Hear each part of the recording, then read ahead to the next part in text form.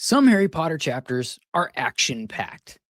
This is not one of those, but it is packed full of foreshadowing. Hi, and welcome to Belated Binge Harry Potter, the podcast that doesn't take itself or the books too seriously.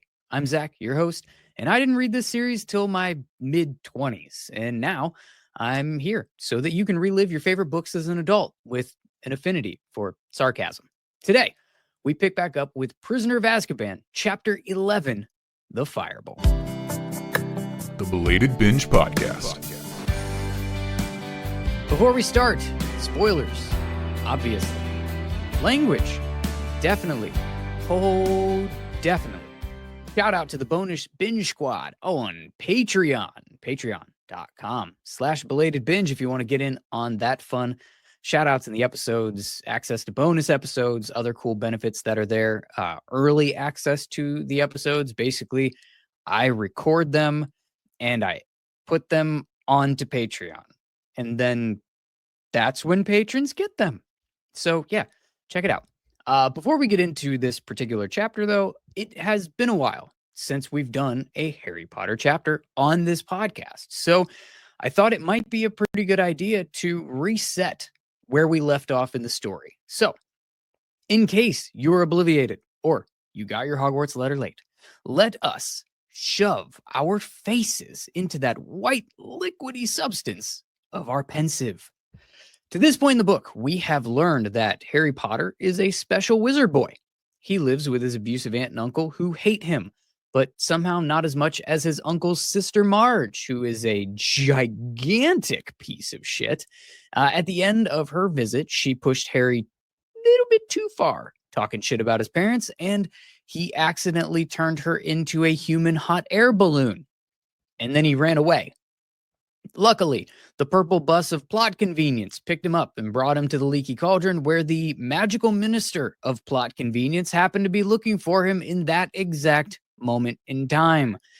Harry gets to hang out in an all-wizard village called Diagon Alley with a hotel room, all by himself, with no direct supervision for the rest of the summer, because there's an escaped convicted murderer wizard man named Sirius Black who's on the loose and wants to add Harry to his body count. He was even able to elude Azkaban guards, which is a term that's only used in this book up until the point where we, as the reader, learn that they're actually called Dementors, and nobody ever uses the term Azkaban guard again, because stupid writing. We learn what they're called when they stop the Hogwarts Express on its way to school, and they suck the happiness out of everyone on the train, and the consciousness out of Harry, who hears his mom screaming in his head and passes out when he's near them, which is very unpleasant. Once at school, he's disappointed that he's not able to go to an all-wizard village called Hogsmeade with a giant group of classmates and witnesses because he didn't get a signed permission slip, and there's a murderer trying to get him. Everywhere he goes, it seems that someone's telling him or predicting that he's going to die, or they're making fun of him. We are also reminded that Quidditch's life when Harry nearly falls to his death from 50 feet in the air and his broom blows right into the Whomping Willow, the murder tree.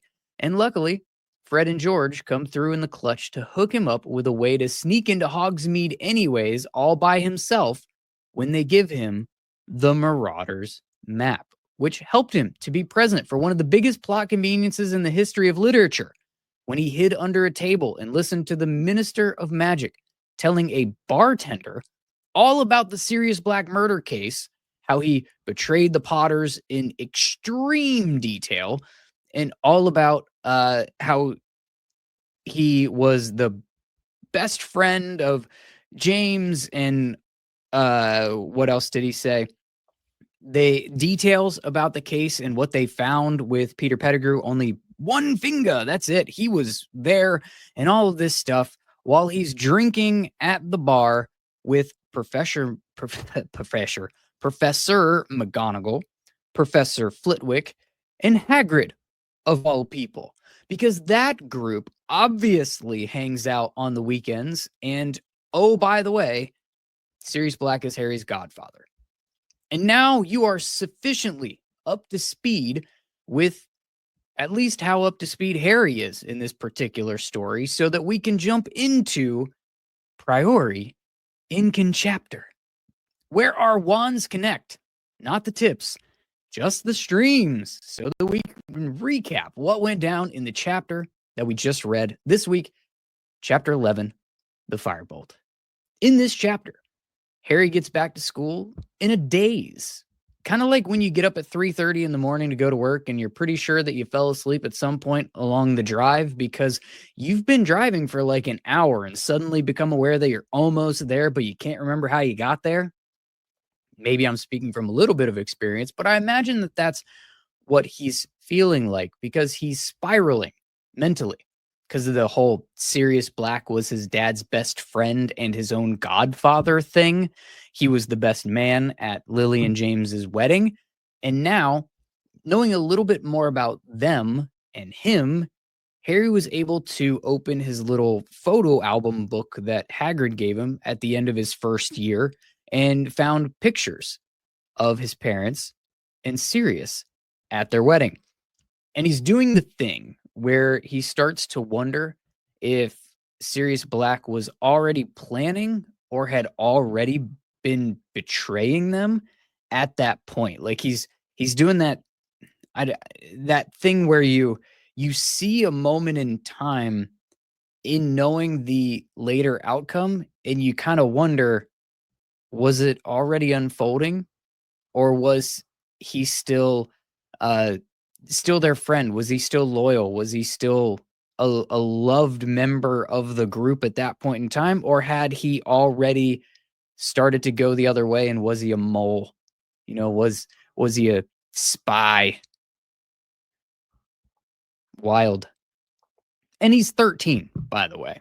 So this is kind of a lot to handle mentally. He brings up in his head the part of the conversation where Fudge said that the Dementors don't affect Sirius Black, which is a foreshadow that we're going to learn more about later. Naturally, he didn't sleep much after all of this went down. Luckily, the trio are basically the only kids staying at Hogwarts during the Christmas break, so they get to talk openly about it when he gets up at like noon, you know, straight up teenager hours. Don't sleep all night, fall asleep around 5, 6 in the morning, and then sleep till noon. And then you wake up kind of looking like a zombie. Yeah, Harry's doing that, which seems about right because like I mentioned, he's 13. But they get to talk openly like they couldn't the day before because everybody was still there. The common room was super crowded. That's why he snuck up to bed early and all of that anyways. And Hermione and Ron are worried about Harry going after Sirius Black, which is what the adults were worried about earlier in the book too. Remember how many times essentially he's had to say the words, "Why would I go after someone who wants to kill me?" You know, that bit. He does, however, tell them about hearing his mother screaming and pleading with Voldemort as she's about to be murdered every time the Dementors get close to him. And it seems pretty healthy. Not what's actually happening, but that he's finally saying that, getting that off his chest a little bit to his friends. And Ron also gives us some foreshadowing during this back and forth about how the biggest bit of Peter Pettigrew they found was his finger. By the way, we're going to have to recap all the foreshadowing that happens in this chapter. Good Lord. It is foreshadowed abound. Harry brings up how Draco knew that this was the case with him being his godfather, or at least being the one that betrayed them. And he stews on that for a little bit. Shout out to the Drury fans, particularly the ones that have been commenting on that YouTube video that I made. I made this random YouTube video about who Harry could have wound up with romantically if it wasn't Ginny. I did not expect it to do the things that it's done, but it's gone kind of hog wild a little bit in the YouTube world. And there have been a lot of people in that comment section telling me about how he and Draco should have ended up together. So shout out to those people. And if you want to go watch that video, go ahead and watch it. But, wait till this episode is over.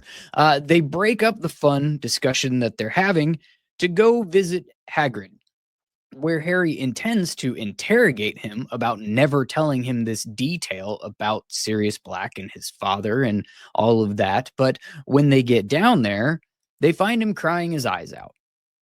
He had gotten a letter from the Ministry of Magic that he's not in trouble for the Buckbeak thing. You know, remember when Buckbeak smacked the shit out of Draco like a little bitch? That incident? Yeah.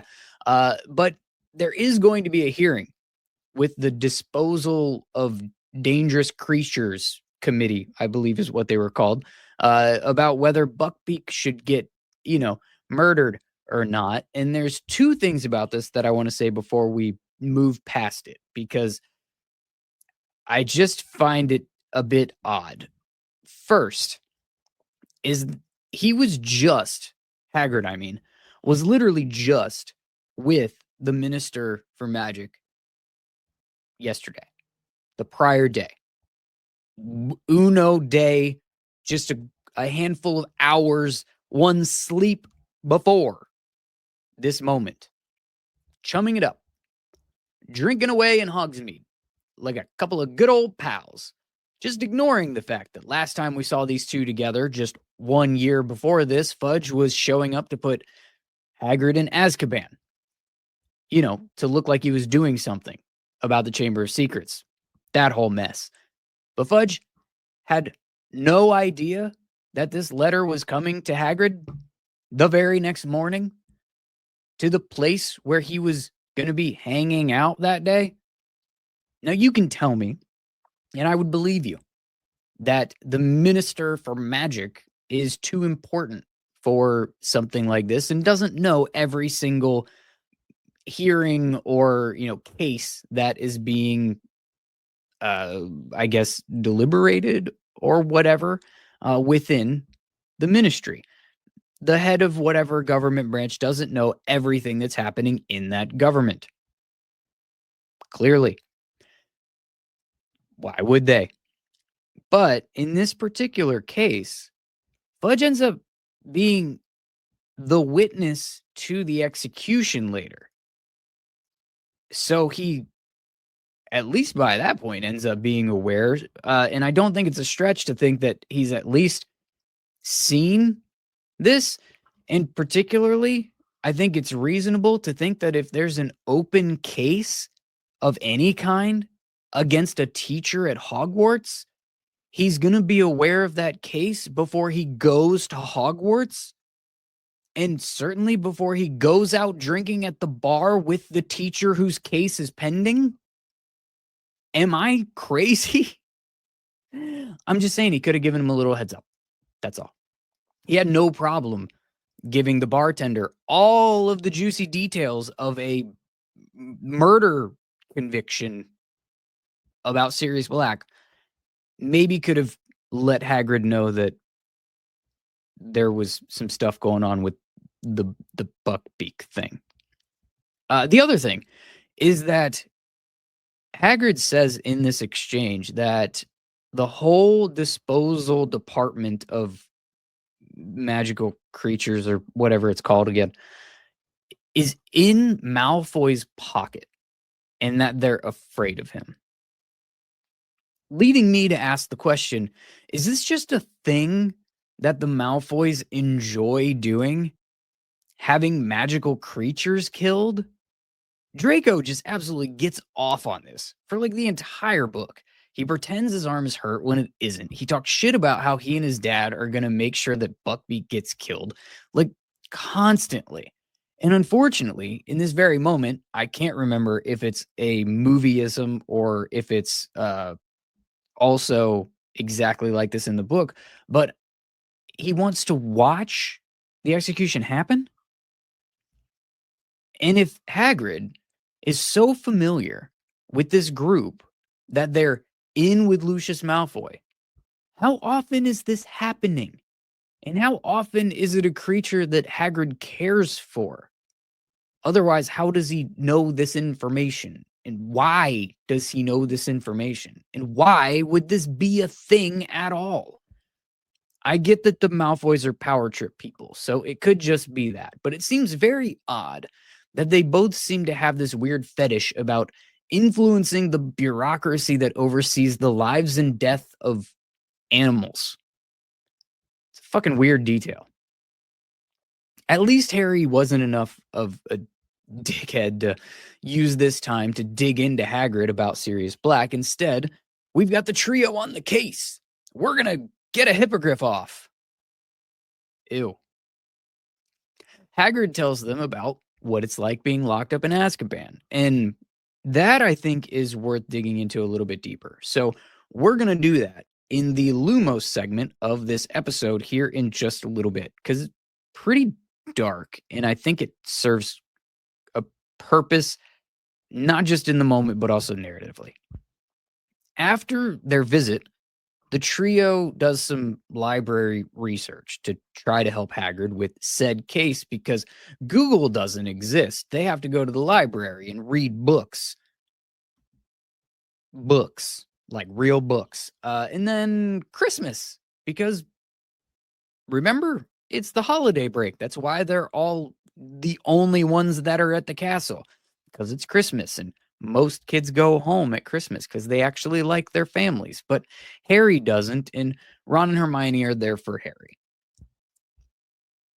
Harry gets presents.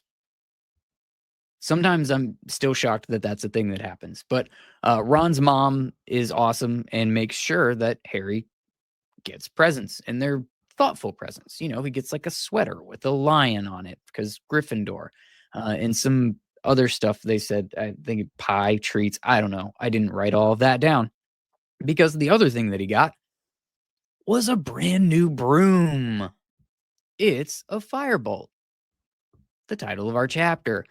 And it's the fancy top of the line broom that he was having wet dreams about earlier in the book when he was in that hotel room in that all wizard village by himself at 13 years old with no direct adult supervision at all, with a killer on the loose that wanted to murder him. That part, you know, he would go to the broom store and stare at this thing for like hours on end every day. And now he has one. And Harry and Ron are playing the game of who bought me this crazy expensive gift? You know, we've all played that game before, right? Right? We get some more foreshadowing about Lupin before Hermione walks in and is put off by the mystery broom gift. And this ends up being a topic that is a bit divisive among the core trio here in just a little bit. We've got that interrupted though, so the payoff is coming later. Hermione's just kind of cold about the broom, and there's what is the? It's like Crookshanks on Scabbers' attempted violence that's been happening on and off throughout the book so far, and the commotion knocks the sneakoscope out of Harry's bag, the sneakoscope that Ron bought for him when he was in Egypt and sent it to him for his birthday. And they've been thinking that the thing is broken because, you know, it was going off when at dinner or whatever Ron talked about in his letter. And it's been seemingly kind of just going off at random times. But here's some more foreshadowing. They haven't been random. Big shock. They describe how rough Scabbers is looking, though. And Ron calls it out as stress. It's the stress getting to him because Crookshanks is always trying to murder him. And who wouldn't be stressed if there was a killer cat trying to kill you all the time? If someone was always trying to murder you, wouldn't you be stressed out? Harry? Anyways, Ron's mostly correct about this. Of course, they are missing the context of Sirius Black being the one that's actually after him, and Crookshanks is just the sidekick. After the commotion, though, there's saltiness, there's side eye, and there's Harry stroking his new giant wood broom, and they go down to lunch with the handful of people still at Hogwarts, and This gives us the scene that a lot of people bring up when they talk about Trelawney, kind of in the aftermath and reflecting on the series, and how often her random, ridiculous predictions that are played off as just she's a fraud, many of them actually end up being accurate and true, and nobody believes her because, well, she carries herself like a fraud.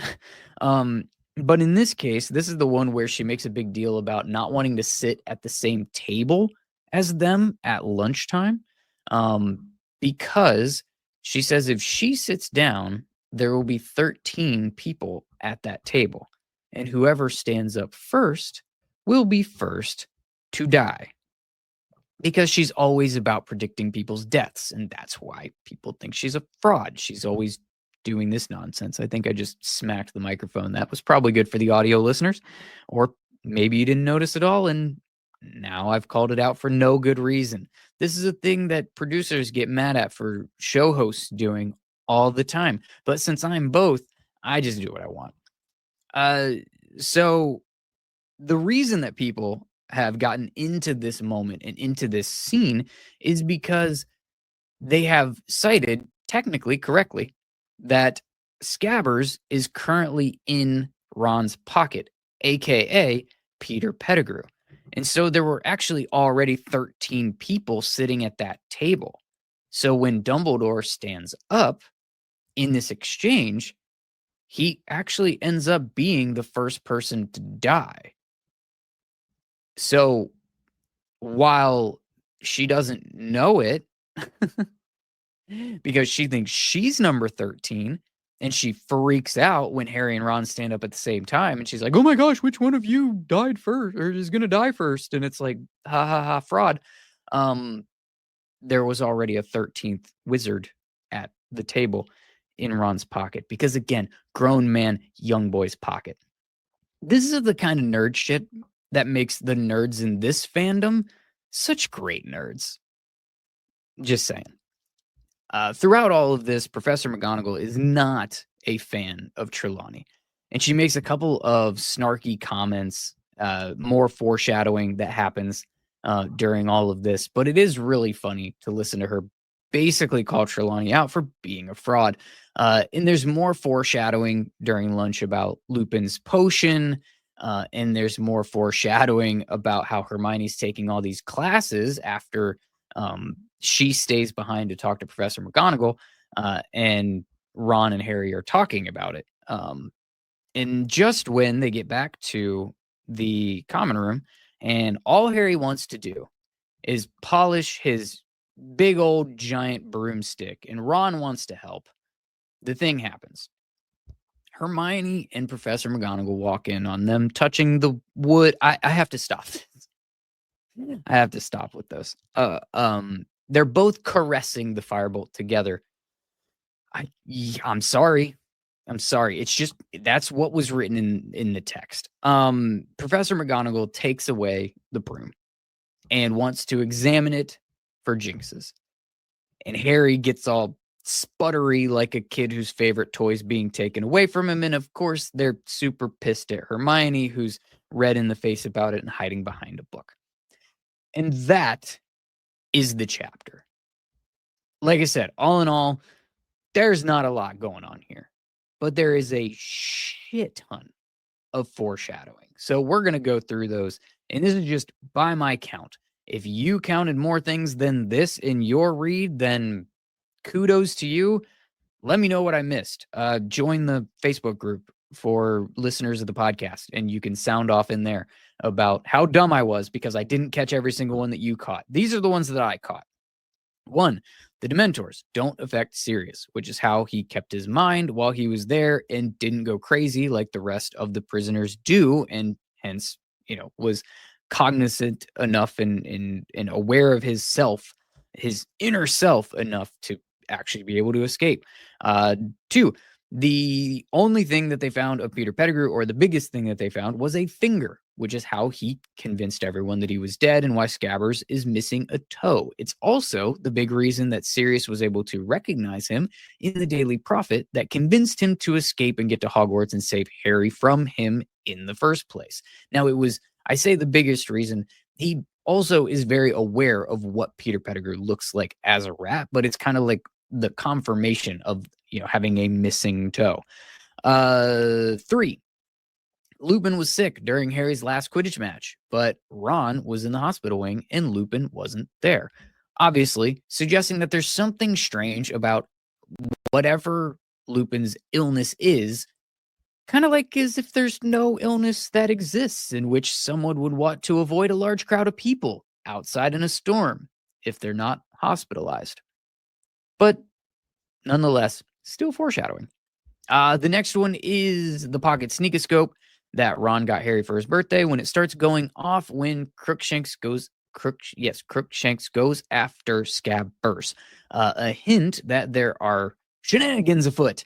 And in this case, Scabbers actually being a 30-something-year-old wizard disguised as a rat, which should have been a foreshadow to the Marauders of who the rat was in their group and who the rat from their group would later be. Seriously. Wolfie McWolferson and the loyal dog couldn't figure out who might have had the character of a rat. I guess. Oh, and bonus foreshadowing about how old Scabbers is and how he would need to have special powers that they didn't know about to keep living much longer. Sure does, Harry. More foreshadowing. I mentioned the thing where Dumbledore stands up at the table before Trelawney sat down and ends up being the one that dies first. Sure. But the main foreshadow at lunch is just the Lupin clues and how Trelawney says that he won't be with them very long, which we know ends up being because he resigns at the end of the year after going all werewolf on the grounds, which is not very safe when there are children present. And Dumbledore is already aware of this, because there's still a curse on the Defense Against the Dark Arts position. So he's going to have to be out of that position somehow before next year. So yeah, not going to be with you very long. Dumbledore also foreshadows in his response the potion that Snape has been making for Lupin because of his illness, the Wolfsbane potion. More foreshadowing. Ron making a snide comment about Hermione wanting to talk to Professor McGonagall. He says it's probably about taking more classes, which is a hint to the Time Turner because that's how she's been taking all of these classes and the answer to that mystery that they've been trying to solve all year long. And finally, Hermione thinking that Sirius Black sent the Firebolt is less foreshadowing and more just a correct assumption by the character. She doesn't, however, know that he's a good guy and not using it as a murder tactic. That is all the foreshadowing that I noticed in this chapter, which seems like a lot of foreshadowing. How'd I do? Before we move on, I would like to ask you to leave a 5-star rating and review in the podcast player that you are using right now. It does truly help the show. And if you're on YouTube, like the video. Same request. That leads us to the next part of our show, which is the Lumos section, the part where we light our wand tips and illuminate a character from the chapter. We're going to go with Hagrid. Like I mentioned earlier, this is really kind of an interesting part, not just for the chapter itself. Also, I have something to give him a little bit of shit about, but it is also, I think, doing some work narratively for the book. And this is when he's telling the kids about what it's like to be locked up in Azkaban, which is just a common thing that you typically talk about with children when you're a grown-ass adult and their teacher. Totally.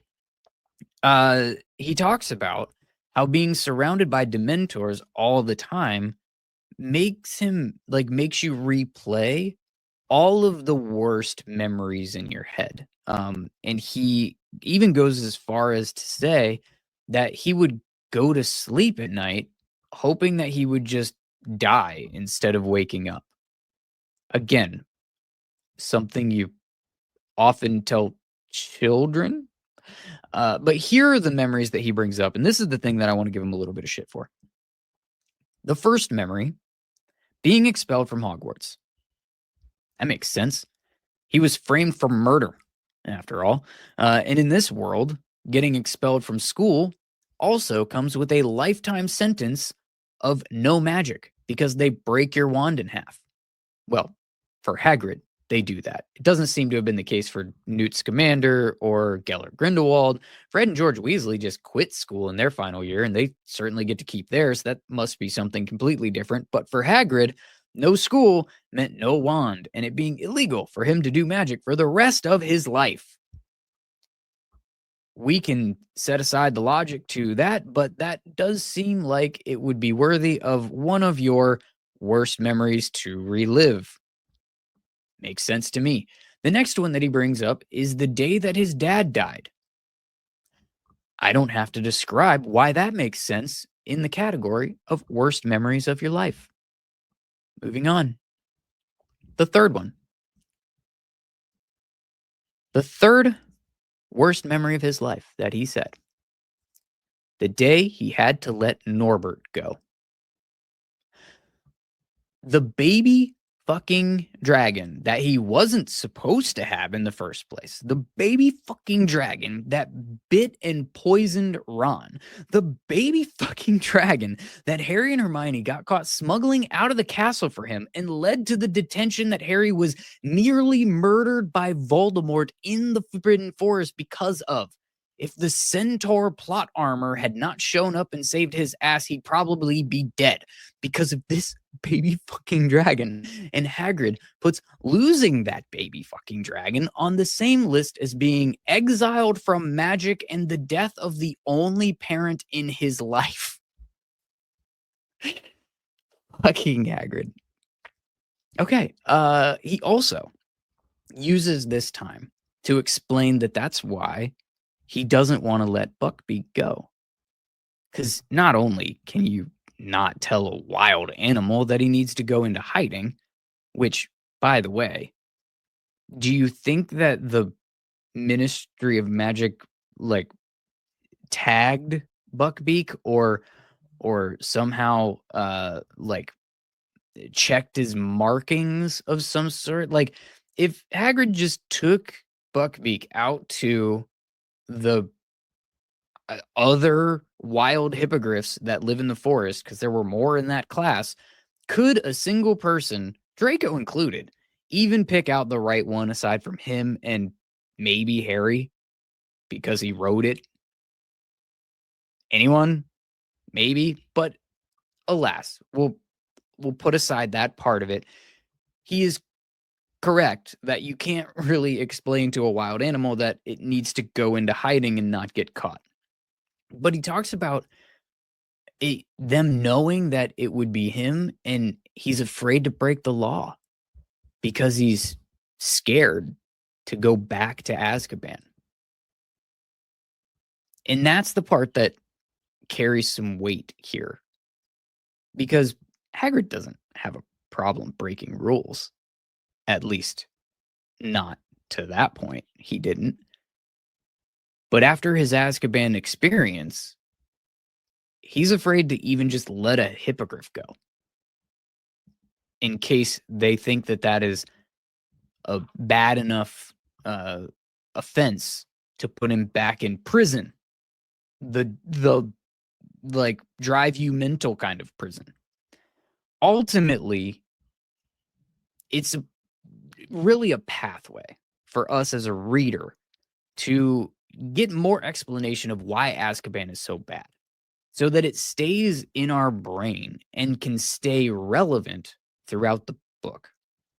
The author wants us to feel what Azkaban is like, how horrible it is, how horrible the Dementors are, so that it raises the stakes of the big reveal and the climax later, to make it more impressive that Sirius escaped at all, to make it scary for him to have to go back, giving the whole thing more stakes. Stakes for Pettigrew, stakes for Remus and Sirius, for Hermione and Harry, and for the scene at the lake when the Dementors attack Harry and Sirius.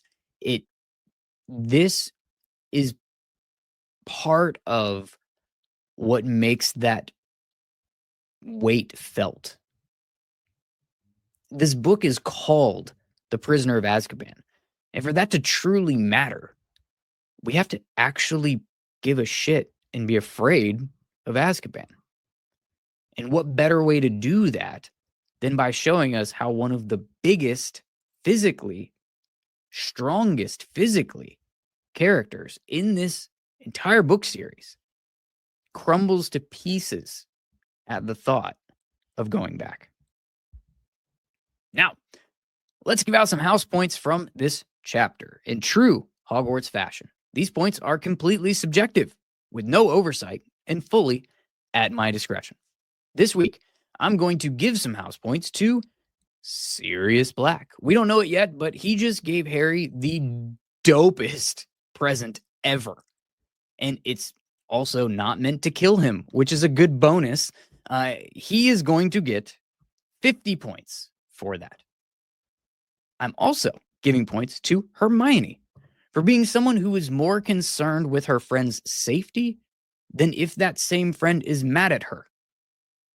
When she expresses her concern to Professor McGonagall and her suspicion that Black is the one, indeed, who did send the broom. 20 points to Hermione. Professor McGonagall is also getting some points for just simply being highly entertaining and calling Trelawney on her bullshit all throughout that lunch. It was great. I enjoyed it. 5 points, Professor McGonagall. The same as, defeating a mountain troll. Now, I'm going to take away some points from Ron for being a dick to Hermione about Crookshanks and the Firebolt. 10 points for each offense. I'm going to take away some points from Hagrid here, too. He didn't do anything wrong, but he is a grown-ass man and seems to always need to lean on these children to take care of him. And some of the stuff he said was disturbing to be sharing with said children. Minus 5 points. The last points I'm going to be taking away from characters are from Draco and Lucius Malfoy both. They aren't directly in the chapter, but their actions are what caused the entire Buckbeak storyline in the first place. And their weird fetish for hurting animals sucks ass. So I am taking away 100 points from each of these creepy bastards. Before we go, we need to expecto plot changeo rewrite Harry Potter one small change at a time. The expecto plot changeo question from this chapter is, what if Hagrid did the adult thing and didn't involve the trio in his problems?